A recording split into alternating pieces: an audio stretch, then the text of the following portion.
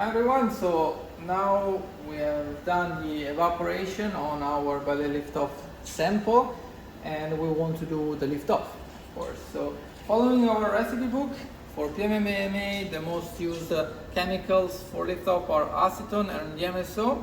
In case you're struggling with the lift-off, sometimes you may also use some tape, and this process is described here. It's usually not very common, but it's a possible solution in case you're facing some lift-off problems.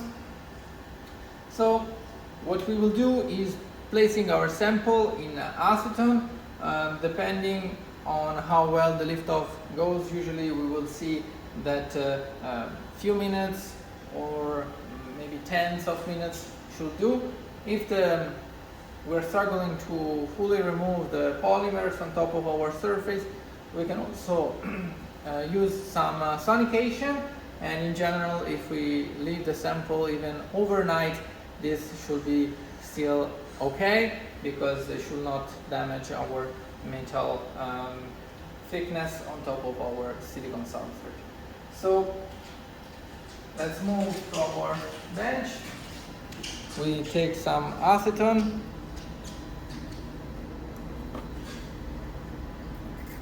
Here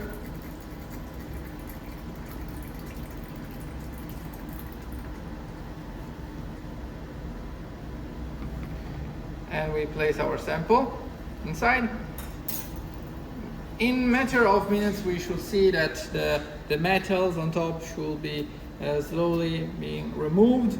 And if we see that this is not effective to remove all the layers on top of our substrate, we can also place it on an ultrasonic bath. In this case, we can just removing the layers of polymer after the evaporation. So this is pretty much how you do a lift-off. So after your lift-off is done, you can check with an optical microscope, or again even with a NanoFrazor, your structures, and you should be able to have an idea of how well your process went. So hopefully this should help you in having all the information you needed, all the basic information needed for the BLO Lift-Off processing.